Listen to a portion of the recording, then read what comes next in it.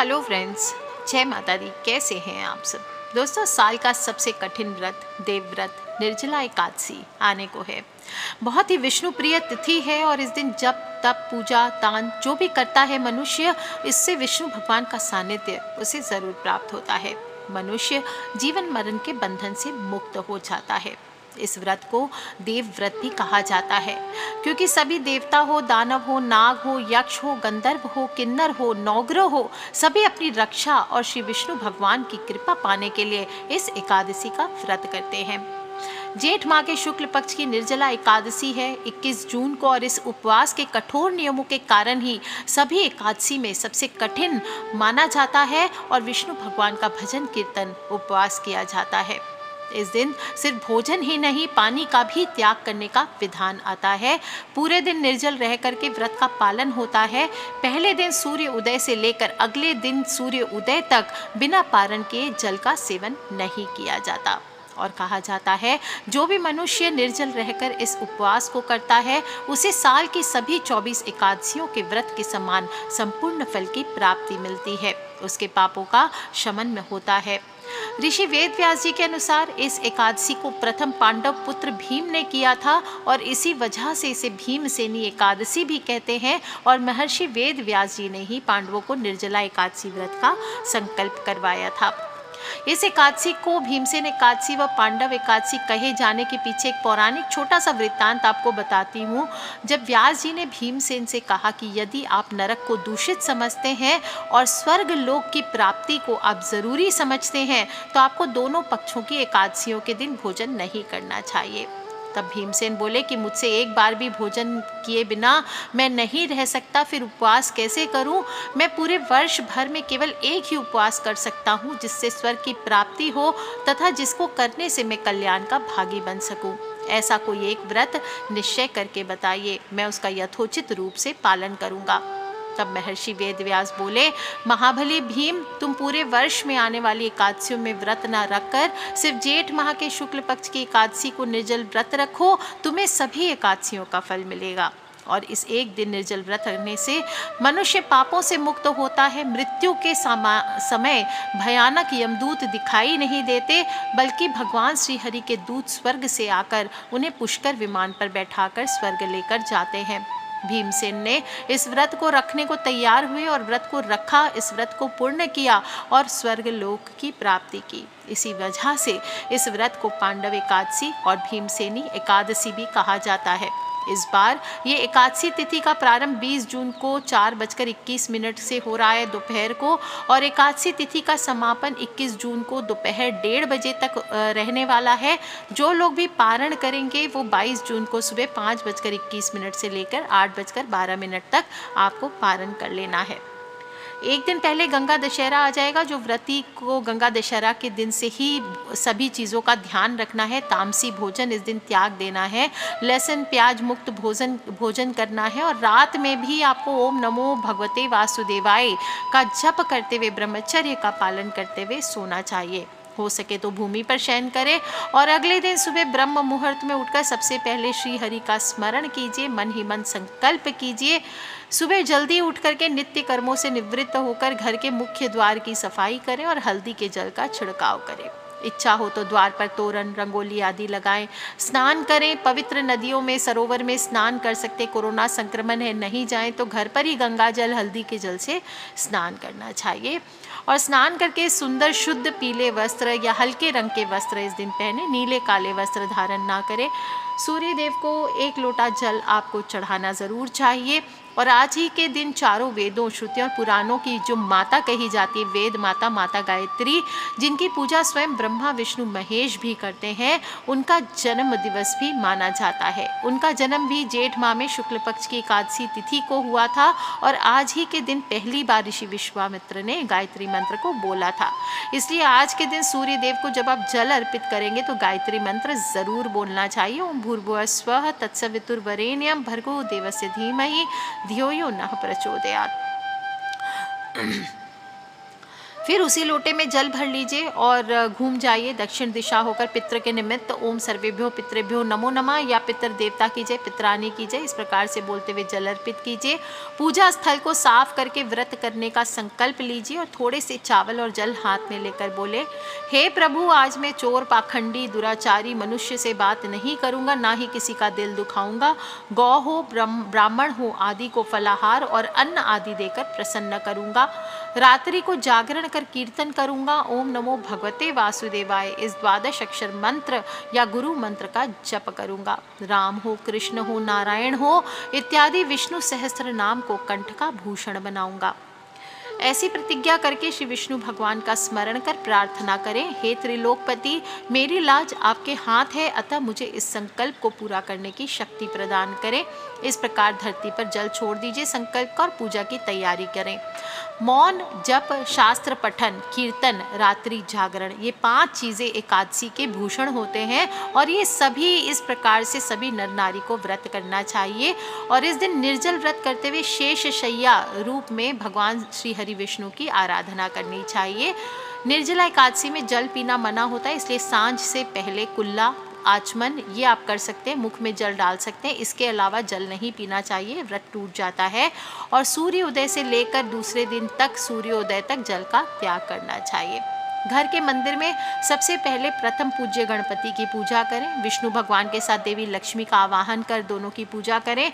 भगवान विष्णु और देवी लक्ष्मी को बैठने के लिए आसन देकर के विराजित करें और आपके मंदिर में जो भी देवी देवता विराजित हैं उनके पहले पूजा कर लीजिए। फिर या तो एक अलग पाटिये या चौकी पर विराजित करके आप विष्णु भगवान को स्नान आदि करवाएं। वहीं पूजा स्थल पर सफाई से आप उनका स्नान कर सकते हैं। स्नान कराने के लिए या तो आप किसी लोटे में जल ले सकते हैं, अगर आपके पास दक्षिणावर्ती शंख है तो ये सर्वश्रेष्ठ है। और दक्षिणावर्ती शंख में आप कच्चा दूध, पंचामृत, गंगा जल आदि भरकर भगवान विष्णु का अभिषेक करें। अभिषेक करते वक्त आप कंटिन्यूअसली ओम नमो भगवते वासुदेवाय, ओम नमो भगवते वासुदेवाय इस मंत्र का जप करते रहें। ध्यान रखें, शंख बहुत ही खूबसूरत होता है, देवी लक्ष्मी का भाई माना गया है।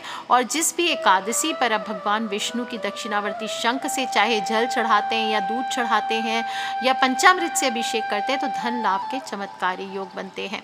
बाद में जो ये स्नान का जल होता है इसको लेकर के आपको पूरे घर में छिड़काव करना चाहिए। ये खुद में अद्भुत होता है, घर से सभी प्रकार के ग्रह दोष हो, वास्तु दोष हो, नज़र दोष हो, सभी दोषों का शमन करता है। घर से दरिद्रता को दूर करके धन, सुख, संपत्ति के योग को बढ़ाता है और बुरा से बुरा दुर्भाग्य हो वो भी सौभाग्य में बदल जाता है। दोस्तों, मेरा खुद का आजमाया हुआ उपाय है, पूर्ण विश्वास से करके देखिए कैसे आपके जीवन से दुर्भाग्य आपसे कोसों दूर भागेगा, कठिनाइयाँ धीरे धीरे खत्म हो जाएगी और किसी प्रकार के जादू टोने का भी कुप्रभाव होगा तो वो भी खत्म हो जाएगा। इसके बारे में और बताऊंगी आगे, पर पहले ध्यान रख लें इस प्रकार से आप अभिषेक करिए।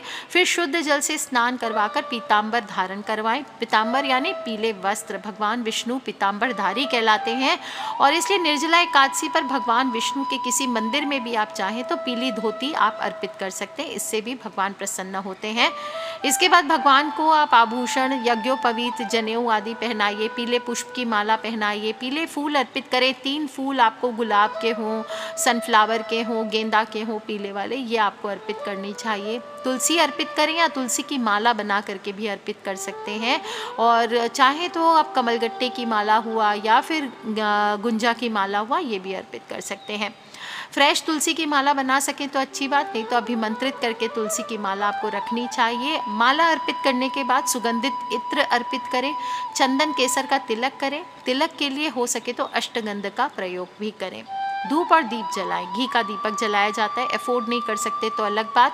तेल जलाइए और दीपक में 1 चुटकी केसर या हल्दी ज़रूर डाल दें। भगवान को आप भोग लगाएं, पीली चीज़ों का भोग लगाएं, केले, आम, खरबूजे, ये सीजनल फ्रूट्स हैं, इनका आप उनको अर्पित कर सकते हैं। जल से भरे मिट्टी का घड़ा, खरबूजा, आम, पंखी, ये चीज़ें ठाकुर जी को आज के दिन अर्पित की जाती है। और भगवान विष्णु को तुलसी दल विशेष प्रिय है, इसलिए तुलसी दल ज़रूर अर्पित करें। काले तिल भी आज के दिन भोग में चढ़ाए जाते हैं। एकादशी पर काले तिल विशेष प्रिय होते हैं विष्णु भगवान को, तो काले तिल से बना हुआ भोग भी हो सके तो अर्पित कीजिए। और फिर वहीं बैठ करके विष्णु सहस्त्रनाम, गीता जी आदि का पाठ कीजिए, भगवान का ध्यान करते हुए ओम नमो भगवते वासुदेवाय नमः इस मंत्र का 108 बार जप कीजिए। तुलसी की माला है तो उससे जप कीजिए, नहीं तो चने के दाल से आपको जप करनी चाहिए। और फिर आपको कथा सुननी चाहिए और लास्ट में आरती करके क्षमा याचना करें। ये सब करने के बाद बायना ज़रूर निकालें। बायना कैसे निकालते हैं? एक गिलास ले लीजिए या लोटा ले लीजिए या जल से का कलश ले लीजिए, उसको आपको कोई भी सुंदर से कपड़े से ढक देना है और फिर उसको बांध दीजिए कलावा से, और उस पर आप एक कटोरी ले लें। कटोरी में थोड़ी शक्कर ले लें, थोड़ा आम ले लें और पैसा ले लें, थोड़ा सा कलावा, या आप सुहाग पिटारी भी रख सकते हैं उसमें, मतलब सुहाग का सामान भी रख सकते हैं। ये सभी रख करके आपको उसको हाथ से घुमा देना है और फिर सासू माँ को पाँव छू करके दे देना चाहिए। इसे हम बायना कहते हैं। और सासू माँ नहीं है तो माँ जैसी कोई स्त्री, जेठानी, आस पड़ोस की कोई बूढ़ी औरत हो, कोई गरीब हो, ब्राह्मण हो, इसको भी दे सकते हैं। ध्यान रखें, अगर आप गिलास सहित दान करना चाहते हैं तो नया गिलास आपको लेना चाहिए। पुराने गिलास, कटोरी आदि का प्रयोग न करें, नए बर्तन का प्रयोग करें। और चाहे तो मिट्टी का करवा लेकर के भी आप बाना निकाल सकते हैं। जो भी गिलास या लोटा लेंगे उसमें जल ज़रूर भरें और उसके मुख पर कपड़ा लपेटकर कलावा ज़रूर बांधें, स्वस्तिक चिन्ह बनाएं, ये बात का ध्यान रखें। इसके बाद बायना निकालें। एकादशी की शाम को आपको तुलसी का पूजन भी ज़रूर करना चाहिए। तुलसी माँ के सामने गाय के शुद्ध घी, देसी घी का दीपक प्रज्वलित करिए और उसके बाद ओम वासुदेवाय नमः इस मंत्र का जप करते हुए तुलसी की 11 परिक्रमा आपको करनी चाहिए। इससे आपको घर में सुख शांति बनी रहती है। ध्यान रखें, इस दिन तुलसी पर जल नहीं चढ़ाना चाहिए, ना ही तोड़ना चाहिए। ज़रूरी हो तो गमले में गिरी हुई जो तुलसी है उसका प्रयोग करें और फिर पहले तुलसी को या फिर पहले की जो तुलसी है तोड़ी हुई, उसको आप दोबारा से जल से छींटकर काम में ले सकते हैं। दोस्तों, निर्जला एकादशी का दिन है। इस दिन पीपल के पेड़ की पूजा करना भी बहुत शुभ माना जाता है। पीपल का वृक्ष आप लगा भी सकते हैं, इसमें विष्णु भगवान का वास माना जाता है। और पीपल में मीठा दूध चढ़ाकर व्रत की कथा चाहे तो वहीं बैठ कर के सुनिए और फिर पेड़ की 7, 11, 21 जो इच्छा हो उतनी परिक्रमा करनी चाहिए। सभी पूजा पूर्ण करने के बाद इस दिन गरीबों को दान अवश्य करें। अब इसी से व्रत का विधान पूर्ण होता है। अब चाहे तो गरीबों में कपड़े, छाता, जूता, फल, मटका, किसी भी धातु से बना जल का पात्र, हाथ का पंखा, बिजली का पंखा, शरबत की बोतलें, आम, खरबूजा, तरबूज, मौसमी फल, शरबत, पानी, चीनी, कोई भी चीज़ आप दान कर सकते हैं। राहगीरों के लिए किसी भी सार्वजनिक स्थान पर ठंडे और मीठे जल के छबीले लगाएं, प्याऊ लगवाएं, लंगर आदि लगाना अति पुण्य फलदायक होता है। हालांकि साधक के लिए जल का सेवन करना निषेध है, परंतु ये आपकी परीक्षा ही लेता है कि खुद जल नहीं पीना है परंतु लोगों को पिलाना है। और इसी तरह से आप मंदिरों में जल पात्र के मटके आदि भी दान कर सकते हैं। घर की छत पर भी पक्षियों के लिए आप जल भर के रख सकते हैं। इस प्रकार से आपको दिन व्यतीत करना चाहिए। रात्रि में आपको सोना नहीं चाहिए, दिन में तो सोना ही नहीं चाहिए, रात में भी नहीं सोना चाहिए। भगवत नाम लेते हुए जागरण करें और जागरण करते समय रात्रि में जो भी मनुष्य दीपक जलाता है उसका पुण्य 100 कल्पों में भी नष्ट नहीं होता। जो जागरण काल में मंजरी सहित तुलसी दल से भक्ति पूर्वक श्री हरि का पूजन करते हैं उन्हें संसार में पुनः जन्म नहीं लेना पड़ता और मोक्ष को प्राप्त करते हैं। 24 घंटे बिना अन्न और जल के संयमित रहकर दूसरे दिन द्वादशी तिथि को पारण करना चाहिए। स्नान करने के बाद तुलसी के पत्तों से भगवान श्री हरि का पूजन करें और पारण मुहूर्त के समय ही व्रत खोलना चाहिए। विष्णु भगवान को भोग आदि लगाएं, भोग में कुछ मीठा ज़रूर रखें और इसके बाद भगवान का प्रसाद आप गरीबों में बांटें। यथाशक्ति दान दक्षिणा दे करके आप लोगों को दे सकते हैं और फिर आपको स्वयं जल का सेवन करना चाहिए और भोजन का सेवन करना चाहिए। द्वादशी को सेवा पूजा की जगह पर बैठकर भुने हुए 7 चने के 14 टुकड़े करके अपने सिर के पीछे ज़रूर फेंकना चाहिए और बोलना चाहिए, मेरे 7 जन्मों के शारीरिक, वाचिक और मानसिक पाप नष्ट हुए। इस भावना को करके 7 अंजलि जल पीना चाहिए और चने के 7 दाने खाकर व्रत खोलना चाहिए।